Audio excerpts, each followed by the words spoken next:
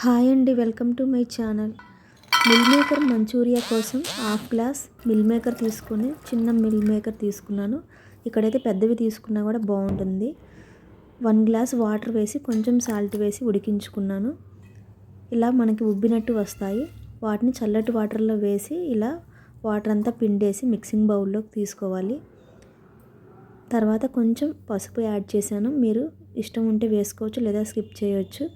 Salt, కారం 1 table spoon, కొంచెం అల్లం వెల్లుల్లి పేస్టు, మైదా పిండి కొంచెం, కార్న్ ఫ్లోరు, మైదా 2 టేబుల్ స్పూన్లు, కార్న్ ఫ్లోర్ 3 టేబుల్ స్పూన్ తీసుకున్నాను. బియ్యం పిండి కూడా యాడ్ చేసుకోవచ్చు.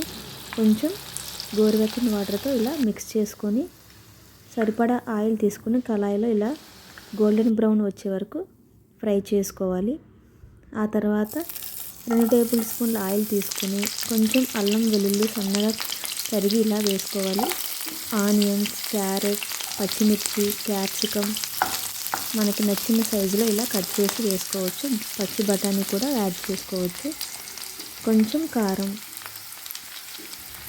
సాల్ట్, పెప్పర్ పౌడర్,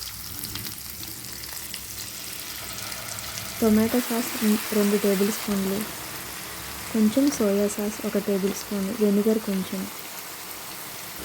ఇక్కడ సెజ్వాన్ సాస్ కూడా ఉంటే యాడ్ చేసుకోవచ్చు. ఆ తర్వాత మొత్తం మిక్స్ చేసుకొని ఫ్రై చేసుకున్న మిల్ మేకర్ యాడ్ చేసి కొంచెం కొత్తిమీర, పుదీనా కూడా వేసుకున్నాను. ఇక్కడే మనం కొంచెం కార్న్ ఫ్లోర్ 1 టేబుల్ స్పూన్ తీసుకొని ఆయిల్లో మిక్స్ చేసుకొని ఉండలు లేకుండా ఇక్కడ యాడ్ చేసుకోవాలి.